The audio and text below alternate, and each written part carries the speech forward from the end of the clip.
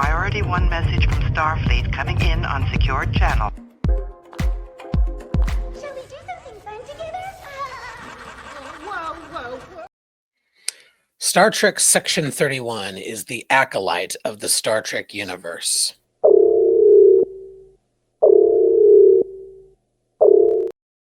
How's that for clickbait? You may be asking, Stan, what could you possibly mean? The Acolyte was a Star Wars show. It had 10 episodes. This is a made-for-streaming movie in the Star Trek universe. They're totally different, right? Well, there is one thing that Star Trek and Star Wars have in common: a diverse but sometimes frustrating fandom. So no, I am not comparing the content of these two projects per se, but rather the reaction to them. Now, I'm not here to say the people who have criticisms of this movie are flat wrong. I have some as well. I'm also not saying the Trek fandom has been as toxic as the Acolyte haters were, but the similarities are there. Now, I'm getting ahead of myself. What is Star Trek Section 31? In fact, what even is Section 31? Now, I imagine if you're watching this video, you are at least some level of Star Trek fan. This is, of course, a Star Trek podcast channel. But just for fun, let's get into it. Section 31 is a clandestine spy agency first introduced in Star Trek Deep Space Nine. In just a few episodes in the later seasons during the Dominion War, it's revealed there has been a secret organization which has existed since before the Federation. As a part of Starfleet, according to the Starfleet Charter, Article 14, Section 31, extreme or extraordinary measures may be taken to secure Starfleet and what would become the Federation. Similar to the Romulan Tal Shiar or the Cardassian Obsidian Order, the Section 31 operated mostly in secret and outside of the established rules of conduct. The reception to 31 as an organization was a mixed bag. Some hate it. Star Trek depicts a future in which humans have gotten better. We don't fight amongst ourselves the way we do now. We're not clamoring for what we believe to be scarce resources. So how could Starfleet allow an organization like Section 31 to exist? Others, like myself, think it makes the world of Star Trek feel more real. Some things need to get done by people willing to do it the rest of us don't like. It is a quintessential Star Trek question, a moral debate, something Star Trek is very good at putting before its audience. After Deep Space Nine, we didn't see Section 31 for a while until the prequel series Enterprise, in which it's discovered in Season 4 that tactical officer Malcolm Reed was a Section 31 agent prior to his service on the Enterprise. That past comes back to haunt him and challenge his loyalty to Captain Archer. Both Deep Space Nine and Enterprise use Section 31 as a plot device, means to tell the story of those particular episodes.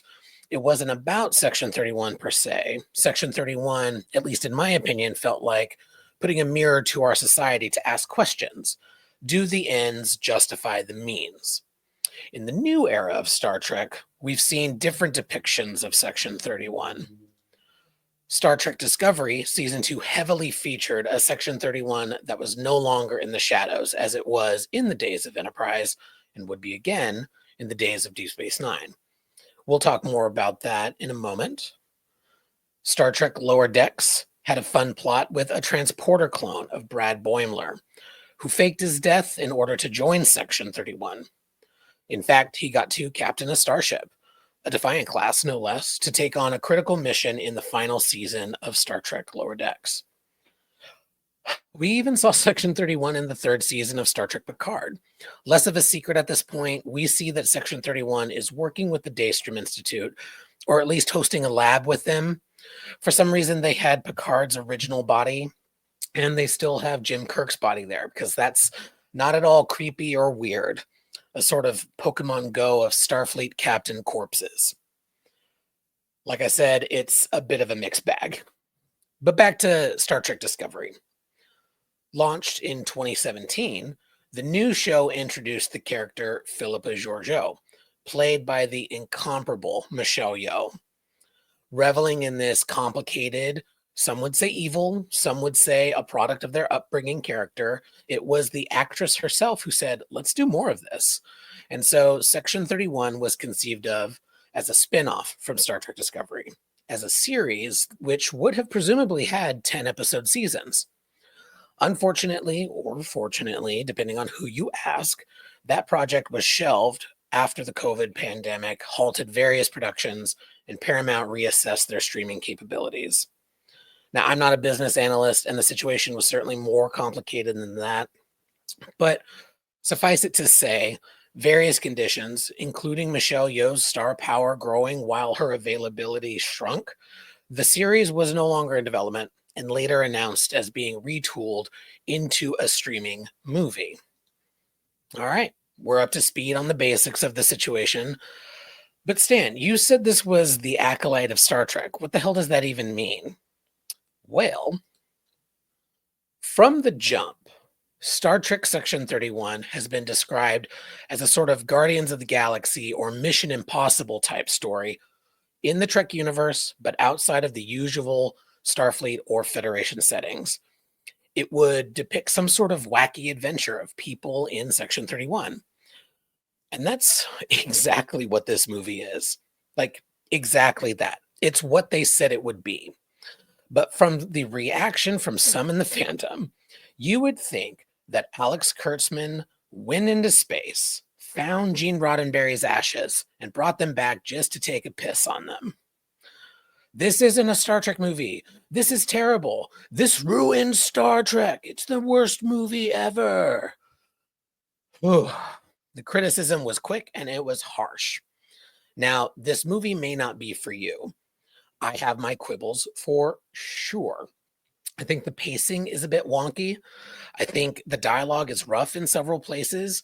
It feels as if all 5,000 producers on this project had a swing at the script. I think the character development was rushed for some and totally missing for others. I would imagine that kind of thing happens when you have to condense what was planned as several episodes of a story into just a movie. But this was an entertaining action flick. This was the kind of Section 31 story I've been excited to see. Less pure evil, less genocidal, and more sort of shades of gray. Now, not those shades of gray. You know what I mean. So why does this matter? Why do I care so much about the online chatter? I try not to be the type of person to tell others how to use their platform. And I always say, control what you can control. Social media is cultivated. But for folks who say they love Star Trek and want to see more of it, the bashing of Trek they don't like is really disheartening. Now, I'm not suggesting people lie or pretend to like something they don't, but we all have some degree of influence over the people in our lives. Many folks will see reviews and not even give Star Trek Section 31 a shot. That's why reviews happen, hopefully nudging people the other way, usually. I've seen many replies to that effect. Well, it looks like this was just what I assumed, so I won't be watching. People won't even want to make up their own mind about this movie. And that just seems silly to me. And it's a self-fulfilling prophecy. I also think, as Joanne on the Salon pointed out, many of the reviews I've seen are more disappointed this movie didn't meet their own personal expectations rather than meet this movie where it is, where it told us it would be from the jump. Now, we've always said on the Salon, the best way to get more Star Trek is to watch Star Trek. Discouraging people from watching this movie isn't going to make the folks at Paramount and Skydance say, well, I guess we need to greenlight that project that at New Trek Sucks was asking for. They may just conclude Trek isn't a worthwhile investment right now and move resources. Now, I'm all for advocating for the shows and the movies you want to see. The Trek fandom has always been an active and engaged fandom. But being bitter and in some cases downright rude or threatening, tagging Star Trek creatives in criticisms and saying nonsense like, no one wanted this, as if I'm no one. I want this. I want any Star Trek I can get, even when I don't like something. The very short treks were not something I would pick, but I don't go around screaming into the void like Star Trek has personally harmed me. And I certainly don't make threats, as we've seen in various videos about this project. This rant is long enough, so I'll leave it with this. Watch Star Trek Section 31 and make up your own mind. Maybe you will love it, maybe you won't. Star Trek doing new things and experimenting in new territory can only be a good thing if it helps bring in new fans and encourages Paramount to invest in the franchise. It's already been the #1 movie on the app, and it's outpacing movies on other apps of its scope as well. You can see in our social media some images to that effect. Now, I don't love every episode of Star Trek, but you won't see me trying to gatekeep and tell you what is or what is not Star Trek. I won't tell you not to watch an episode or a movie just because I don't like it. I want this franchise to thrive. Star Trek Section 31 feels like the Acolyte of Star Trek to me, and that's a good comparison in my mind on the quality of the story, and a bad thing as a commentary on the fandom. Now, you can hear more about the movie from our full salon panel here on YouTube in the last video. And if you like it, drop a comment, be sure to subscribe, and of course, let us know what you think. Please, of course, be respectful. If you don't like it, seeing a video of people talking about what they did like, maybe not the invitation for you to come shit all over it. Maybe take a breath. Like I said, it may not be for you, and that's totally fine. The criticisms that you have of the movie, totally fine. But when people are actively saying they enjoy something, going onto their page to tell them why they're wrong, do you not have something better to do? I mean, probably not. Look at me. I'm doing this video myself. Anyway, let's all figure it out. Until we do, I hope everyone lives long and prospers. All hands abandon ship. Proceed to the nearest evacuation zone immediately.